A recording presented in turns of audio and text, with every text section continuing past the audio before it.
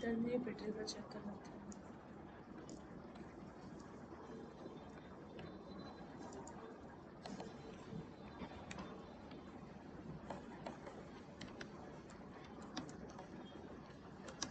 हाँ जी, बोलो कैसे करा था तुम लोगों ने? चलो मैं पहले एक काम करूँ, पहले वेरिएबल्स बना लेती हूँ, ठीक है?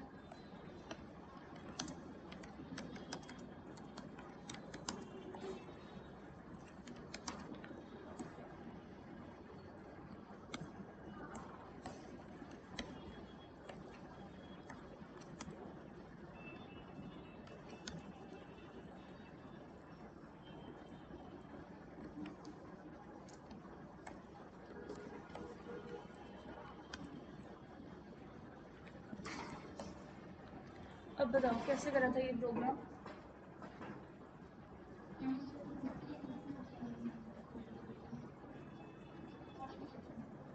कैसे करा? करा भी है कि नहीं करा? नहीं ना करा तो फिर झूठ क्यों बोला? मुझे तो पहले पता लग गया था। अच्छा, कैसे करा प्रोग्राम?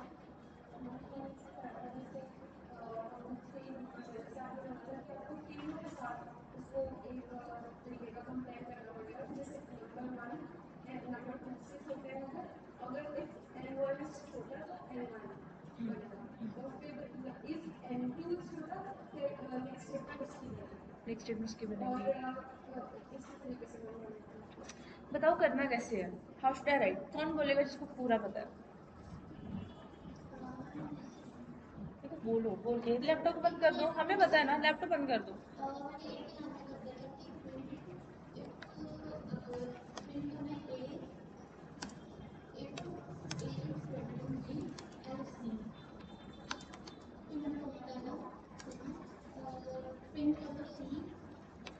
एक प्रिंट के अंदर एक और प्रिंट स्टेटमेंट।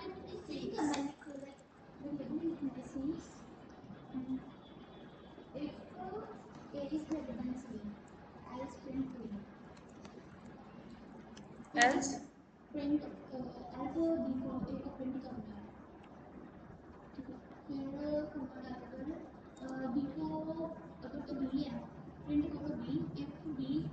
मैं लिखूं क्या बेटा? ए कॉमा उसके बाद मैं लिखूं क्या? If A comma B, if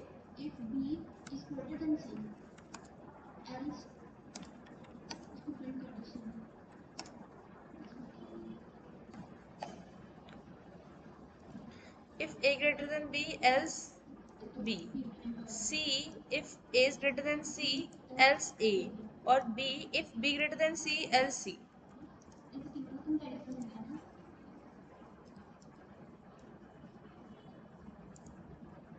इनको मैं सारा हटा के दोबारा प्रिंट करती हूँ। स्टार्टिंग करने के लिए बहुत बुरा नहीं है, ठीक है, लेकिन बेटर हो सकता था। मैंने कुछ गड़बड़ करी है, मैं दोबारा एग्जीक्यूट करती हूँ। इनवैलिड इंटीजर, अच्छा इनपुट तो दिया ही नहीं, तो मुझे बेटा जी 1 मिनट हट जाओ। तो मैं डायरेक्टली यहाँ पे इनपुट लिख लेती हूँ।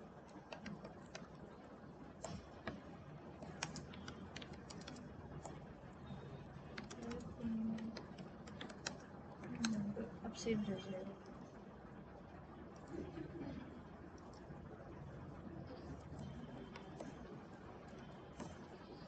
सो 23, 15 है 67 तीनों प्रिंट हुए। मुझे क्या प्रिंट करवाना है? ग्रेटेस्ट प्रिंट कराना है। तो इनमें से क्या प्रिंट हुआ? 23, 15, 67, दैट इज 23, 15 एंड 67। अब ये इसका रिजल्ट कैन यू एक्सप्लेन कि इसका रिजल्ट कैसे सही है? Can you explain?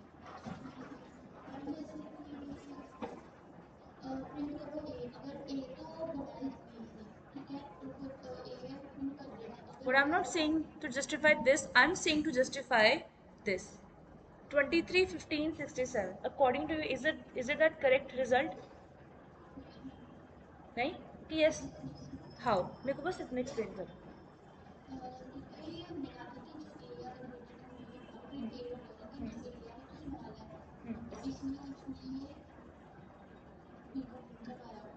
एंड अकेला बी प्रिंट हुआ?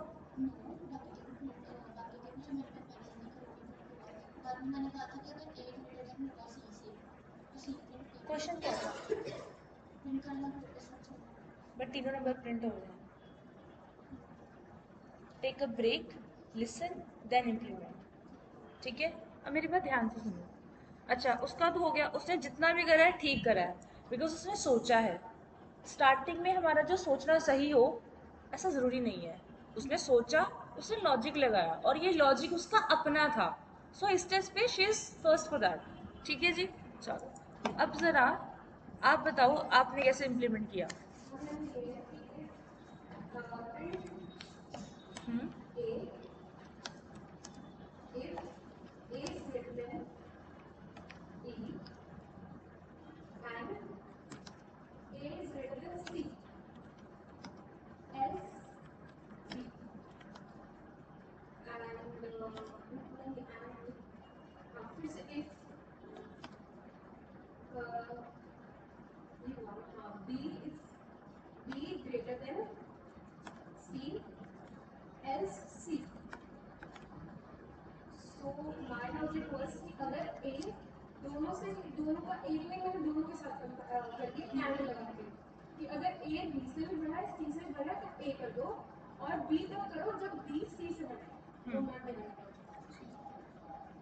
तो इसको भी टेस्ट करके देखते हैं। सो एंटर नंबर मैंने किया 12, 34 एंड 34 अगेन। रुको मैं इसको ना, चाहिए भी सिंगल ही, कम चल रहा है, स्पीड स्लो चल रही है इसकी आज।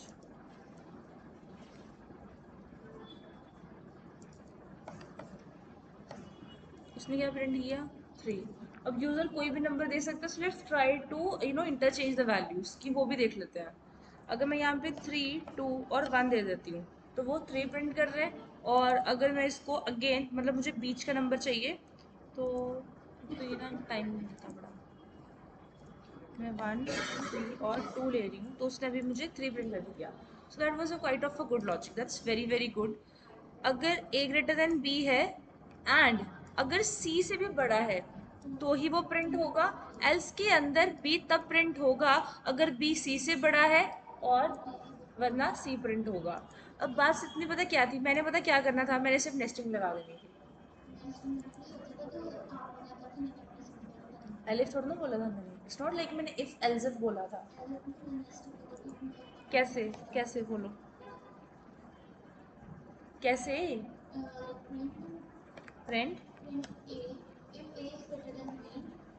पहले ए की पहले if. Okay, A greater than B. बेटा लिखना क्या है ये वो, if A greater than C, else B is greater than C, तो एल्स लिखो ये एक्सप्रेशन। अब मान लो यहाँ पे वो एरर दे रहा है, तो वो कहता है कि इफ के बाद डायरेक्ट इफ नहीं लगा सकते, that must be if else, क्योंकि सिंटेक्स यही है। तो हम क्या कर सकते थे बेटा जी, हम यहाँ पे लॉजिक लगा सकते थे, ज़्यादा कुछ नहीं होना था।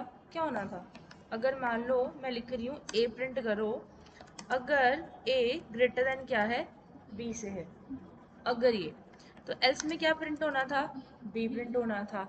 व्हाट इफ कि मैं इसी चीज़ को बी को यहाँ पे ले लूँ एक ब्रैकेट के अंदर, और मैं ये जो मैंने सेम लॉजिक लगाया है ए ग्रेटर देन सी का, मैं इसी को यहाँ पे इसकी एक ब्रैकेट के अंदर ले लूँ।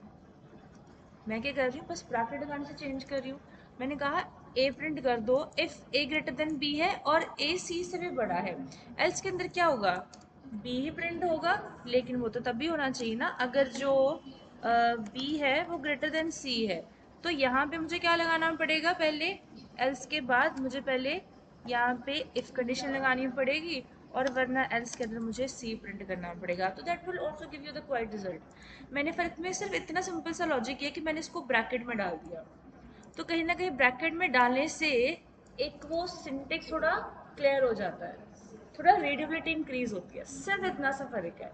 This is about the difference between, this is the writing your code and writing your code with optimisation. ठीक है जी, थोड़ा सा कोड को ऑप्टिमाइज करने की कोशिश करो। सिंपल लॉजिक सेम ही काम किया, ए ग्रेटर देन बी एंड सी। तो इफ के बाद डायरेक्ट मुझे पता है यहाँ पे एल्स ही आना है, और अगर ये सारा एक्सप्रेशन फेल हो जाता है तो ये सारा एक्सप्रेशन चलेगा। मैंने तुम्हें इसको छोड़ के ये क्यों करवाया, क्योंकि जब तुम फर्दर इम्प्लीमेंटेशन करोगे तुम बड़े एक्सप्रेशन से डील करोगे, तुम्हारे पास वैल्यू होनी ही नहीं है, तुम्हारे पास कलेक्शन होगा। पाइथन डील्स विद कलेक्शन, तभी तो डेटा स्ट्रक्चर है। ठीक है जी, तो पाइथन कलेक्शन के साथ डील करेगा and you have to store the expression. तुम्हें एक्सप्रेशन के ऊपर काम करना पड़ेगा। अगर ये पूरा एक्सप्रेशन ट्रू होगा तो ये प्रिंट होगा ये वाला पार्ट, एल्स में वो क्या करेगा, बी को देखेगा, और अगर बी भी नहीं है तो फिर वो सी को प्रिंट करेगा। बस छोटी सी ऑप्टिमाइजेशन थी और कुछ नहीं, otherwise your implementation is also good. ठीक है जी, चलो सो टर्नरी ऑपरेटर भी हम सॉल्व करके आ चुके हैं। अब हमारे पास बिटवाइज ऑपरेटर रह जाता है, उसको हम बाद में सॉल्व कर लेंगे। ठीक है, so next what we have this age greater than 18, ये हमने कल करा था, ये कर लिया था। इफ और एल्स करी थी, इसके अलावा हमने क्या करा, ये इफ और, चलो आज आगे भी काम शुरू कर लेते हैं। आगे भी इसके अंदर था, एक तो था मेरे पास एलिफ स्टेटमेंट, और एक मेरे पास रहेगी है नेस्टेड इफ एल्स। अच्छा, नेस्टिंग का बेसिक मतलब क्या होता है, एक इफ एल्स के अंदर एक और इफ एल्स। मुझे ज़्यादा कुछ नहीं करना पड़ेगा। मैंने कहा अच्छा ये मेरे पास इफ़ का ब्लॉक है जहाँ पे कोई एक्सप्रेशन कोई कंडीशन होगी, उसके बाद यहाँ पे मुझे इसका स्टेटमेंट ब्लॉक लिखना पड़ेगा, और फिर मुझे यहाँ पे एक एल स्टेटमेंट लगानी पड़ेगी, यहाँ पे मुझे इसका स्टेटमेंट लिखना पड़ेगा। What I am saying here कि व्हाट इफ इस इफ़ के अंदर एक और एक्सप्रेशन नंबर 2 आ जाए और यहाँ पे मैं उसकी पास स्टेटमेंट लिखूँ, और यहाँ पे एल्स के अंदर मैं उसकी पास स्टेटमेंट लिखूँ। So this is the method 1, इसको आप कह सकते हो this is the method 1 that is known as nesting in if block. ये नेस्टिंग मैंने सिर्फ इफ ब्लॉक के अंदर करी है। ठीक है जी, और मैं क्या करूँगी, सेकेंड पार्ट ज़रा लिख लेते हैं। ये मेथड नंबर 2 होगा, और ये होगा nesting in else block. That is अगर मेरे पास एक्सप्रेशन नंबर 1 है, और वो तभी चलेगी अगर वो कंडीशन चलेगी एल्स में, वरना ये नहीं चलने वाला, तो ये पास स्टेटमेंट चलेगी।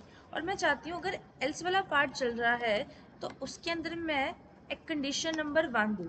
अब ये क्योंकि एल्स का ब्लॉक ही वक्र है तो उसको मैं कंडीशन 1 कंसिडर करूँगी, कंडीशन नंबर 2 नहीं।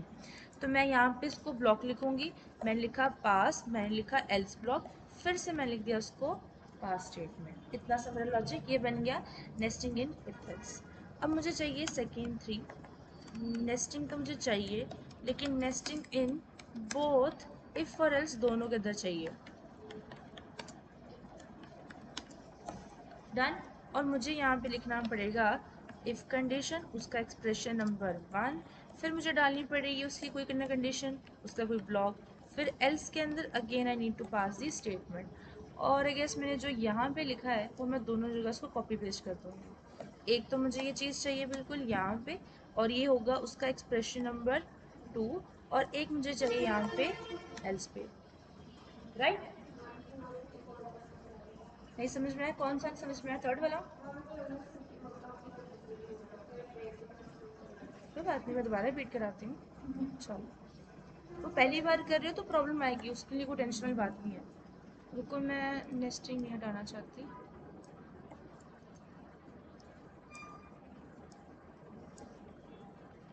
कुल मिला के नेस्टिंग करने के लिए 3 मेथड है। पहला होता है नेस्टिंग, अगर आपने इफ ब्लॉक, नेस्टिंग का मतलब क्या है, एक ब्लॉक है उसके अंदर एक और ब्लॉक लिखना है। तो मैंने लिखा अगर इफ के अंदर मेरे पास क्या है, कोई एक्सप्रेशन नंबर 1 है, तो वो जब चलेगा तो उसके बाद तो पता ही है कि एल्स का स्टेटमेंट आनी है, और ये बन गया लेआउट। लेकिन अगर इफ पार्ट ट्रू हुआ है तो उसके बाद भी अगर मुझे कोई कंडीशन चेक करवानी है तो वो इसी बेस पे चलेगा एज पास स्टेटमेंट, और वरना वो एल्स के अंदर चलेगा।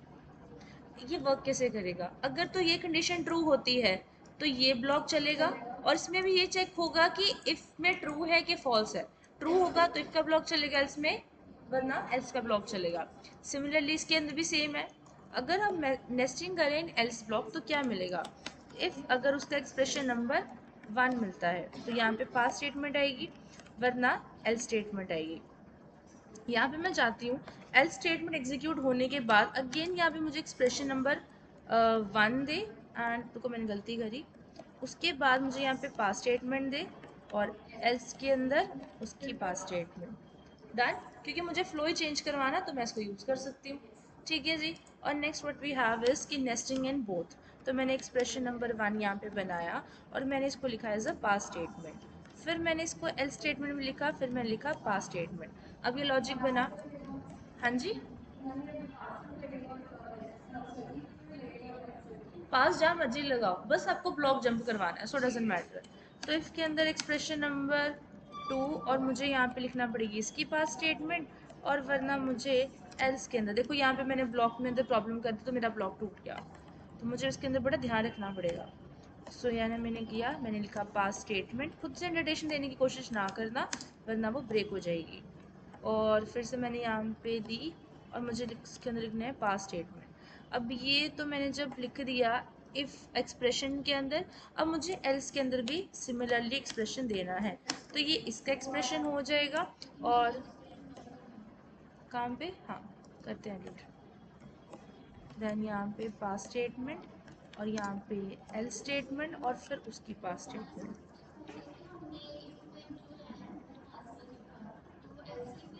बेटा जी ये सिर्फ लेआउट है, पास की जगह हम स्टेटमेंट लिखेंगे।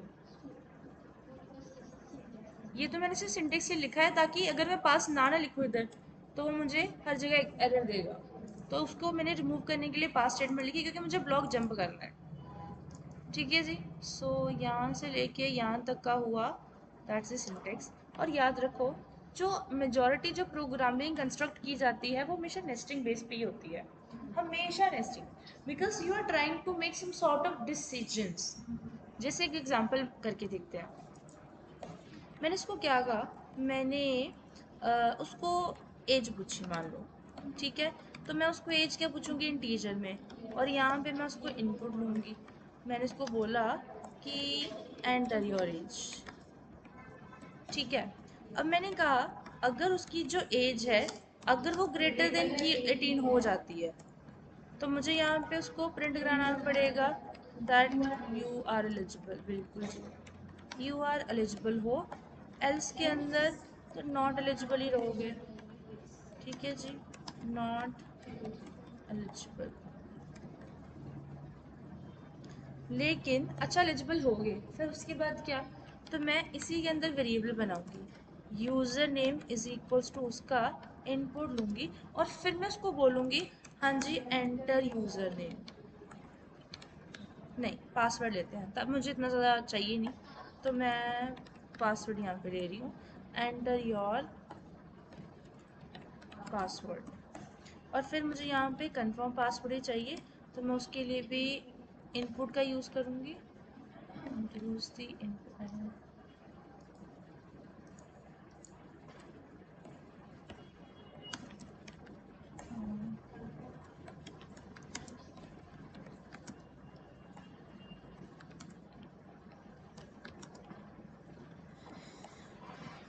अब मैं चाहती हूँ कि अगर तुम्हारा पासवर्ड जो है अगर वो इक्वल टू मैच कर गया कंफर्म पासवर्ड के, तो फिर मैं प्रिंट कराना चाहती हूँ क्या कि ठीक है जी पासवर्ड क्या हो गया, मैच हो गया and you can proceed.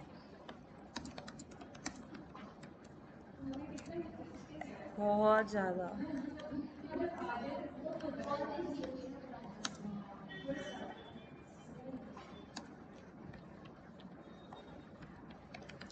Password don't match और मैं यहाँ पे लिख दूँगी प्रिंट करके प्लीज़ ट्राई अगेन, बस इतना सा लॉजिक है। और ये मैंने लिखा था, ये सारा इसका पार्ट कंप्लीट किया था। और नॉट एलिजिबल के अंदर भी मैं यहाँ पे कुछ ना कुछ दे सकती हूँ, मैं उसके अंदर और भी फिक्स करके पास करा सकती हूँ, try with your parents account, कि तुम अपने पापा के अपने मदर के जो भी द पर्सन इज अबव 18 तो वो उसको क्या कर सकता है, एक्सेस कर सकता है। ठीक है जी, फिर उसकी आगे कंफर्मेशन चलती है। So this is all the code for the positive and negativity, जितना भी आप कोड में डाल सकते हो। Let's try to execute that. 12 करी, सो नॉट एलिजिबल, अगर दोबारा एग्जीक्यूट करें 45 भी डाल दो, क्या फ़र्क पड़ता है, तो बता देगा यूर एलिजिबल। अब मैंने पासवर्ड देना है MK78, MK67 देते हैं तो पासवर्ड डोंट मैच को बताता है, राइट। हमें क्या करना है, हमें इतना तो पता है अगर मैं पासवर्ड मैच करवा लूँगी वो मैच कर जाएगा, तुम लोग इतना समझते हो। नेक्स्ट जॉब हमारी क्या है, हमने ये देखना है अगर पासवर्ड उसको मैंने बोला नहीं मैच होता है तो इसके बाद मुझे क्या करना है, उसको 3 चांस देने हैं। ट्राई करो ट्राई करो, गेमिंग में भी ऐसा होता है ना, ट्राई करो। ट्राई करना है कि by the end of this week तुम लोग एक प्रोजेक्ट लेके बैठो और नेक्स्ट वीक तक उसको प्रोजेक्ट को कंप्लीट करें, and that is going to be the quiz. Quiz करके चले जाओगे, फिर इन्वेंट्री पे आएंगे, फिर हम थोड़े इंडस्ट्री लेवल पे आएंगे, पहले गेमिंग में देखना है। बात सबको समझ में आई, कोई डाउट यहाँ तक? चलो, so this is what we have made till now, this is the nesting part. अब मेरे पास क्या हो जाएगा, एक हो जाएगी एलिफ, ठीक है। एलिफ स्टेट में ज़्यादा कुछ नहीं है। अभी क्या कर रहे थे, फर्स्ट कंडीशन ट्रू होती है तो सेकंड कंडीशन में जंप होता है, फिर वो आगे ब्लॉक में नेस्टिंग करता है। अभी क्या चाहिए, अगर फर्स्ट कंडीशन नहीं चली तो फिर सेकंड चले, अगर सेकंड में नहीं चली तो फिर थर्ड चले। एक्चुअली एलिफ रिप्रेजेंट करती है केस को, फर्स्ट केस नहीं चला तो सेकंड केस चले, सेकंड केस नहीं चला तो थर्ड केस चले, और अगर कोई भी केस ना चला तो तुमने जो डिफ़ॉल्ट दिया होगा ना वो चल जाएगा। बट कुछ ना कुछ चलाना है, यूज़र को भी एरर नहीं देना कि तुमने गलत किया तो फिर ये चलेगा नहीं, ठीक है जी। सो एलिफ में मुझे ये चीज़ करनी है। अब मान के चलो मुझे क्या बनाना है, मैंने क्या लिया, इनपुट करवाया, डे उसको इनपुट कराया, और मैंने कहा इनपुट करने के लिए प्लीज़ एंटर डे, कि तुम्हें कौन सा डे चाहिए। अब मैं ले रही हूँ उसके लिए, अगर जो डे है वो किसके इक्वल आता है, मान लो मैं इंटीजर वैल्यू ले रही हूँ, मतलब मुझे यूज़र के साथ एक गेम खेलनी है जिसमें मैं यूज़र की इंटीजर वैल्यू ही लूँगी। तो मैं यहाँ से, एक सेकेंड, Ctrl+X मैंने ली इंटीजर वैल्यू, चाहे तो स्ट्रिंग ले सकते हो बट मुझे कंपैरिजन इसके अंदर इंटीजर वैल्यू से करना है। अगर डे की इक्वालिटी क्या आती है, 1 आती है, तो वो प्रिंट क्या करते हैं कि हाँ जी ये क्या है, ये एक मंडे है, यानी कि ये एक वर्किंग डे है, ठीक है जी। एलिफ में मुझे कंडीशन दोबारा से देनी है, बट कंडीशन वो होनी चाहिए जो कंडीशन 1 में मैच नहीं है।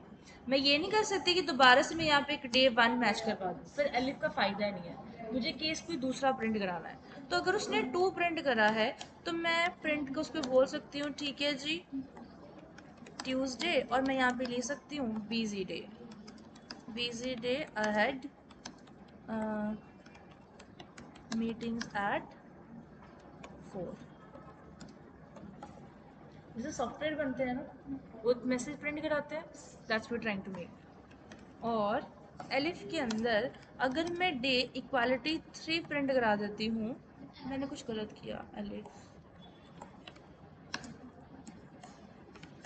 और मैं यहाँ पे लिख देती हूँ पी, और मैं लिख देती हूँ हाफ डे, क्योंकि वेंसडे है हाफ डे, हालांकि होता नहीं है बट चलो। तो एलिफ के अंदर मान लो मेरी कंपनी सिर्फ 4 दिन काम कर रही है और मैं इसको प्रिंट करवा रही हूँ ओके लेस वर्क लोड, ठीक है जी। और लास्ट में कितने स्टेटमेंट बनाओगे, कोई लिमिट तो नहीं चाहिए, बंद काम पे करनी है, ये बंद होगा एल्स के साथ। तो एल्स के साथ मुझे कोई याद रखना, एल्स के अंदर कभी कंडीशन नहीं देते, एल इफ के अंदर कंडीशन देते हो, एल्स के अंदर there is no condition, never. और प्रिंट के अंदर मैं करूँगी रॉन्ग इनपुट, ठीक है। और मान लो ये मेरे पास थी एक गेस स्कीम, तो मैं प्रिंट कराऊंगी यहाँ पे, मैं एक और प्रिंट ले लेती हूँ,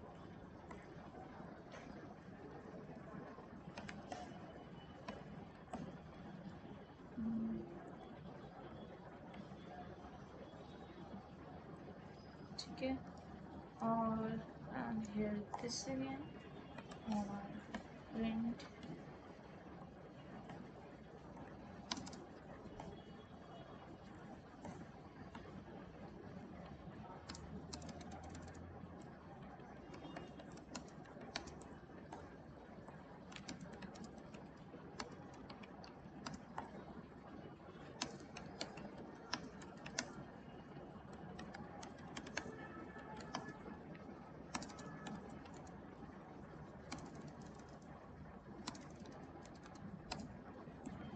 सो ये गेम होगी welcome to the guest the fortune day. तुम्हारा आज का फॉर्चून क्या होने वाला है, तुम जो भी गेस करोगे तुम्हें उस हिसाब से वर्कलोड मिलेगा। देखो सोचते जाओ करते जाओ तो अपने दिमाग में बहुत सारे आइडियाज आ जाते हैं। आई डिडंट नो कि मैं ये चीज़ बनाऊंगी आज आगे। कोशिश करोगे तो प्रोग्राम बड़ी मज़ेदार चीज़ है, खुद ब खुद दिमाग में आइडियाज आ जाएंगे। सो यहाँ पे डाल के उसको पूछ लेते हैं, ये इस तरीके से है जैसे मैंने प्रिंट कराया। रुको मैं इसको हटा देती हूँ ताकि मेरे ऊपर से इनपुट ना मुझे मिले।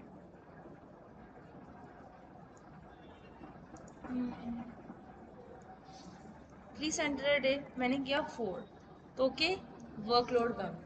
ठीक है, हर एक एम्प्लॉय को जो चाहिए होता है कि वर्कलोड कम हो। Second day busy day had meetings at 4, तो उसको उधर से शेड्यूल मिल गया कि आज तुम्हारी कितने बजे मीटिंग्स है, राइट। अगर फिर से इसको आगे एग्जीक्यूट करें, welcome to the guest the fortune day game please enter day 1, okay. तो ये आज का वर्किंग डे है, इस पे जितना मर्जी वर्कलोड तुम प्रिंट करा दो। Then again that would be, मान लो आई हैव एंटर 0 हियर, तो बता देगा रॉन्ग। तो देखो कितना एक कोड तब सक्सेसफुल है जब वो रिस्पॉन्सिव है। तो ये यूजर की एक्सपेक्टेशन से मीट भी करेगा और रिस्पॉन्सिव भी बनेगा। मजा आया, समझ में आया। बस यही चीजें करनी है इसके अंदर। ठीक है जी, बस ये चीजें हैं। अब मैं तुम लोगों को कुछ टेक्निकल प्रोग्राम्स भी दूंगी जो इंडस्ट्री के लिए यूज होता है। मतलब तुम्हें अगर तुम कहीं पे अप्लाई करते हो तो ये वो जनरल क्वेश्चंस है जो तुम बना के उनको दिखा सकते हो, this is what I made. इसके अलावा वो तुम्हें कुछ क्वेश्चन डाल सकते हैं जो वहाँ पे इंडस्ट्री में चलते हैं, तो मैं तुम्हें वही सारे क्वेश्चन दूंगी। ठीक है, मैं तुम्हें लिस्ट दे देती हूँ, तुमने वही सारे क्वेश्चन करने हैं। पहले बताओ इतना कंप्लीट हो गया। अब जरा लूप्स पढ़ लें थोड़ी बहुत। 4 स्टेटमेंट थी, कौन कौन सी? Simple if, nested if else, elif, चारों कंप्लीट होगी। अब नेक्स्ट हमारे पास रह जाती है looping statement, iteration. So what I was saying कि यहाँ पे जब उसको 3 चांस मिल जाए, ये जो टास्क है वो सारा के सारा इसी के साथ होता है। अब मान लो उसको फॉर्चून गेस करने के लिए मैं उसको 3 चांस दे दूँ, फॉर्चून गेस कर ले और बेटर है। बस ये चीज़ है इसके अंदर। मैंने सिंपल सा लॉजिक क्या कहा, जैसे मान लो ये जो कोड है ये मुझे क्या करना है, 3 बार चलाना है। इसका मतलब अगर मान लो मुझे ट्राई अगेन करना होगा तो ये जो कोड है मुझे दोबारा से इधर यूज़ करना पड़ेगा, मुझे उसको दोबारा चेक करना पड़ेगा। चांस 3 है तो क्या मैं उसको तीनों को बार बार यहाँ पे 3 बार लिखूंगी तो चेक देन अगेन अगेन, और वो एक फ्लो में नहीं बैठ पाएगा। मान लो अगर उसने पहली बार में सही आंसर दिया फिर वो आगे चला जाए, फिर वो उसी पे लूप में ना फंसा रह जाए। तुम्हें कोई म्यूजिक पसंद आता है, तुम क्या करते हो उस म्यूजिक को एक लूप में लगा देते हो, राइट। और वो लूप कब जाके रुकती है, जब तुम लूप से हटाते हो। सेम काम वैसा ही है।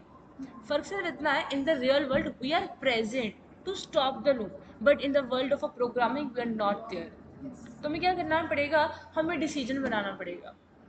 प्रोग्रामिंग चलती है on the base of decisions and flow, कि किस तरीके से क्या वर्क होता है। क्लैरिटी हुई? बस इसी के अंदर काम करना है। Let's introduce the loops in Python.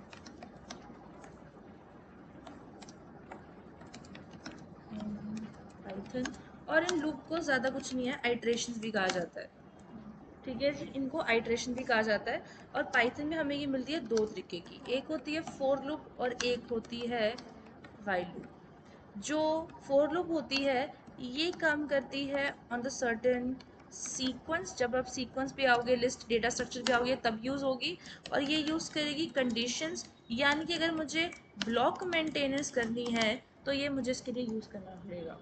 And now अगर मैं बात करूँ सबसे पहले वाइल लूप की, तो उसके लिए मुझे क्या सिंटेक्स को फॉलो करना पड़ेगा। तो first of all I need the while keyword for that. उसके बाद चाहो तो ब्रैकेट देनी है दो, नहीं देनी तो मत दो। फिर मुझे एक कंडीशन देनी पड़ेगी, कंडीशन के बाद मुझे लगाना पड़ेगा कॉलन, कॉलन के बाद मुझे यहाँ पे उसका लिखना पड़ेगा स्टेटमेंट ब्लॉक। इतना सा लॉजिक। ठीक है जी, बस यही चीज़ है। अब मान के चलो मुझे क्या क्या एसेंशियल समझनी पड़ेगी। पहले मैं ले रही हूँ एक वेरिएबल जिसकी वैल्यू क्या होगी 1, और फिर मुझे वाइल कीवर्ड चाहिए होगा। और मैं कह रही हूँ कि जो आई है जिसकी वैल्यू 1 है वो 1 से लेके 9 तक चले, लेस देन 10 है ना तो मतलब वो 9 तक चलेगा।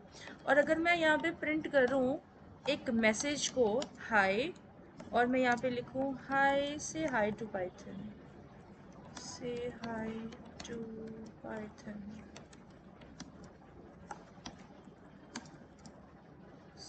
से, ठीक है जी, से हाई टू पाइथन। और मैं अगर इसको एग्जीक्यूट करूँ, सिर्फ इतना पार्ट, सिर्फ मैं 3 चीज़ें करी, बिकॉज हमें पता है अगर मैं वेरिएबल नहीं लेती तो तुम्हें भी लगना था कि वेरिएबल के बगैर काम कैसे हो गया, राइट। सो मैं इसको ज़रा एग्जीक्यूट करूँगी, तो ये देखना बड़े ध्यान से। ये चली जा रहा है, चली जा रहा है, चली जा रहा है, it's not gonna stop until मेरा सिस्टम नहीं क्रैश हो जाता। इसको क्या कहा जाता है? लूप। वो भी करते हैं, पर पहले एक वर्ड को समझते हैं जिसका नाम है इनफाइनाइट लूप। बिकॉज लूप्स की भी आगे क्या होती है? कैटेगराइजेशन होती है। अगर मैं इसको और डाल दूँ, ठीक है, एक होती है फाइनाइट लूप और एक होती है इनफाइनाइट, एक होगी इनफाइनाइट लूप। फाइनाइट का मतलब क्या होता है? Which is something that fixed, निश्चित है। हाँ जी।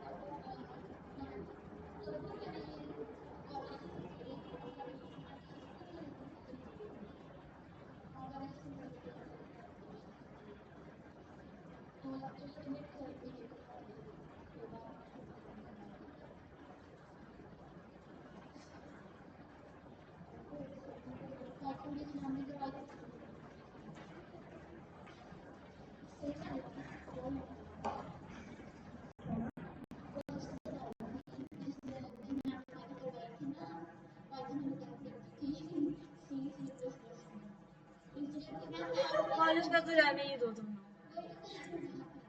चलो, सो ये जो स्टेटमेंट है ये किस कहाँ तक चली थी? Infinite loop. So finite is something that is fixed, और ये हम कह सकते हैं which is not fixed, to be honest, right. तो ये फिक्स्ड नहीं है, ठीक है। हमें लूप कौन सी बनानी है? जो फाइनाइट हो। तभी तुम कह रहे हैं हमने डिसीजन बनाना है। फाइनाइट लूप अगर तुम्हारे प्रोग्राम में आएगी तो बहुत दिक्कत आएगी। उसको हम हमारे ना मॉड्यूलर प्रोग्राम के अंदर एक टॉपिक होगा रिकर्जन, हम पढ़ेंगे भी सही कि ऐसा अगर हो भी जाएगा, फाइनाइट लूप लग भी जाएगी, तो क्या हो जाएगा? सिस्टम क्रैश होगा, मेमोरी फिल होगी। और वो कैसे होगी, ये आने वाले डेटा स्ट्रक्चर में हम इन डेप्थ में पढ़ेंगे, क्योंकि हमने मेमोरी को समझना है, कहाँ पे क्या चीज़ बन रही है, क्या क्या डेटा स्ट्रक्चर्स में ये चीज़ें दिखती कैसे होंगी, वो सारा कुछ। सो अभी के लिए अगर मुझे इनफाइनाइट लूप चलानी है तो मुझे पहले समझना पड़ेगा कि ये इनफाइनाइट लूप लगने का रीज़न क्या था, अगर मुझे फाइनाइट लूप बनानी है तो। So let's try to understand first.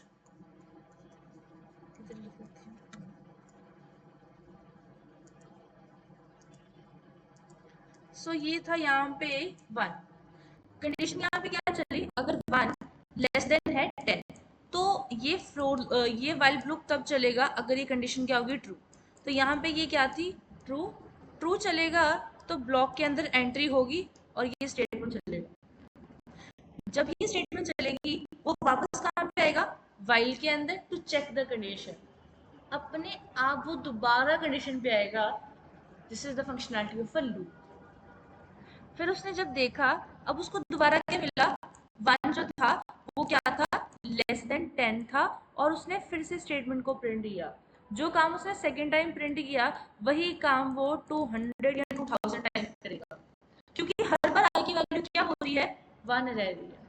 मैंने कहा ये लूप कब रुकेगी? जब वो कब होगा? लेस देन 10 है ना, तो इसका मतलब या तो आई क्या हो जाए? 10 के इक्वल हो जाए, फिर जाके लूप रुकेगी। और वो 10 होगा कैसे?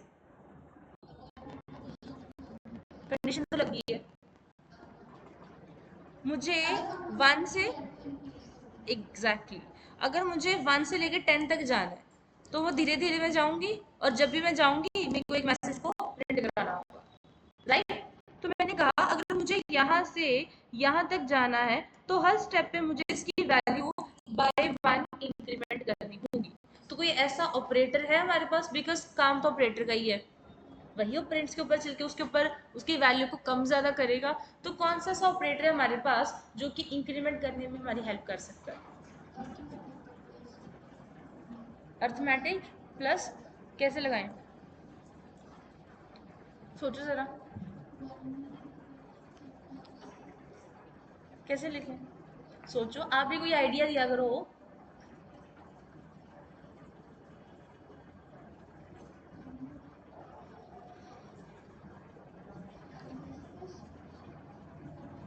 Plus plus, plus plus operator non exist in Python, plus plus operator exist ही नहीं करता। मैंने क्या बोला था, यूनरी ऑपरेटर पाइथन में एग्जिस्ट नहीं करते।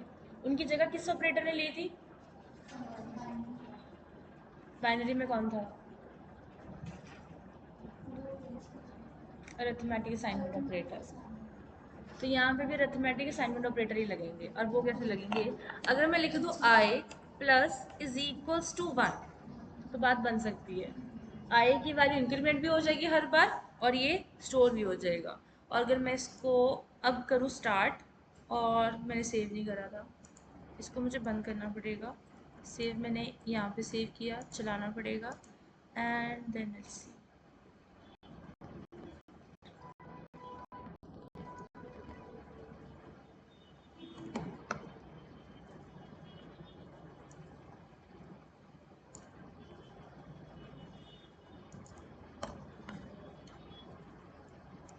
सो मैंने सिंपल सा लॉजिक क्या कहा, अब यहाँ पे आई की वैल्यू क्या थी 1, और चेक होगा कि क्या 1 लेस देन 10 है। अगर है तो ये स्टेटमेंट प्रिंट करेगा, और यहाँ पे इसकी वैल्यू क्या आ जाएगी, 2 आ जाएगी। तो ये जो स्टेटमेंट थी, फर्स्ट मैसेज ये यहाँ पे प्रिंट हुआ। अब जब वैल्यू यहाँ पे 2 होगी तो उसको समझ में आ रहा है कि यहाँ से लेके यहाँ तक की वाइल का ब्लॉक है। तो वो जब उसको ये स्टेटमेंट मिली ना, उसने तो काम कर दिया, फिर वो दोबारा वाइल के पास जाएगा क्योंकि कंडीशन ट्रू थी। अब जब ये इतना पार्ट उसने किया तो वैल्यू अब यहाँ पे क्या चेक हो रही है, 2 वैल्यू चेक हो रही है कि चेक करो कि क्या 2 लेस देन 10 है। हाँ जी है। तो वो फिर से इस लाइन को एग्जीक्यूट करेगा, एंड इवेंचुअली हमारे पास ये लाइन एग्जीक्यूट होके मिली। अब जब ऐसा हुआ तो यहाँ पे फिर से उसको क्या मिला, आई प्लस इज इक्वल्स टू 1। तो पहले वैल्यू कितनी थी, 2 थी। तो अगर मैं इसको एक्सपैंड करूँ, I is equals to 1 plus 1, तो वैल्यू कितनी थी, 2। तो 2 प्लस 1 कितना बन गया, 3। 3 कहाँ पे आ जाएगा, आई की वैल्यू पे। और आई की वैल्यू के बाद ये दोबारा इसको क्या कर देगा, प्रिंट करेगा। जैसे ही 4 5 6 करते करते कहाँ तक जाएगा, 9 तक। 9 लेस देन 10। जब उसने 9 लेस देन 10 किया तो 9th स्टेटमेंट पे ये इसको क्या कर देगा, प्रिंट करा देगा। यहाँ पे 9th स्टेटमेंट प्रिंट हो जाएगी।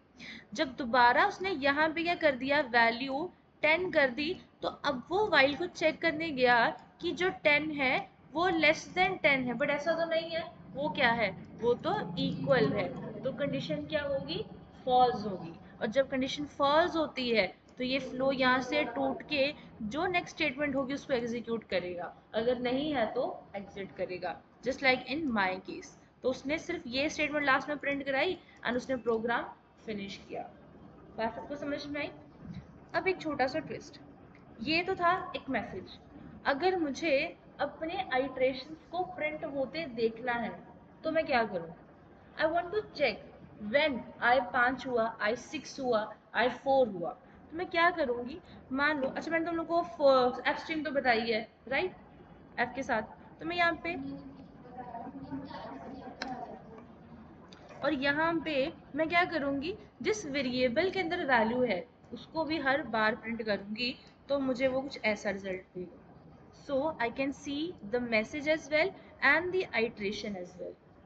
सो आई यहाँ पे क्या था, आई को मैंने शुरुआत में लिया ही क्यों, I is nothing but an iterable variable.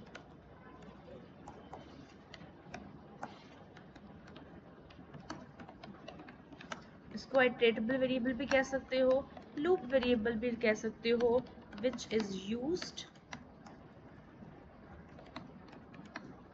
In the condition of, जो एक लूप की कंडीशन के अंदर यूज किया जाता है उसको एक लूप वेरिएबल या आइटरेटेबल वेरिएबल कहा जाता है। सबको ये बात समझ में आई? यहाँ तक कोई डाउट तो बताओ। चलो, अब तुम लोगों ने क्या करना है, मैं तुम्हें कुछ प्रोग्राम लिखवाती हूँ, वो लिखो। मैं लिख भी यहाँ पे टास्क भी लिख देती हूँ, ठीक है।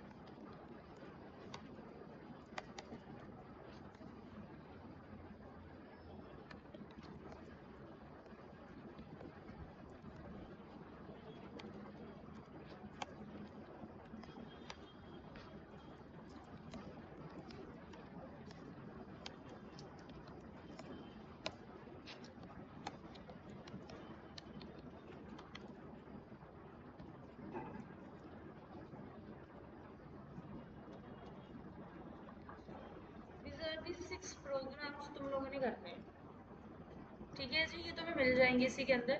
पहले ध्यान से सुन लो, बाद में लिख लेना, वैसे भी तुम्हें कोड मिल जाएगा।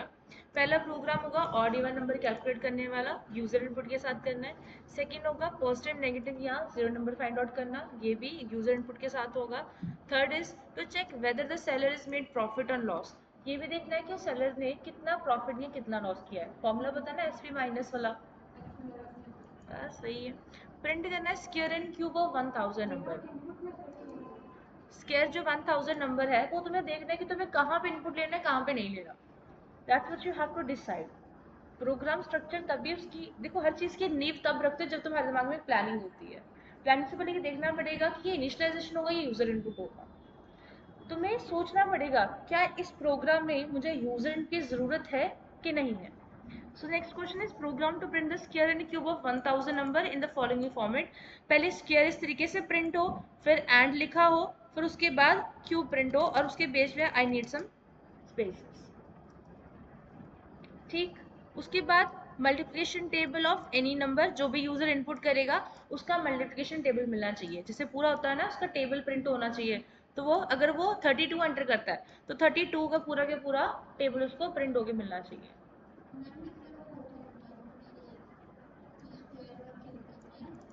स्क्वायर कैसे कैलकुलेट होते हैं? एक ही नंबर को उसके साथ मल्टीप्लाई करो तो स्क्वायर कैलकुलेट होते हैं, और अगर एक ही नंबर को उसके साथ 2 बार मल्टीप्लाई करो मतलब 3 टाइम्स, तो वो क्या बन जाएगा? क्यूब बन जाएगा।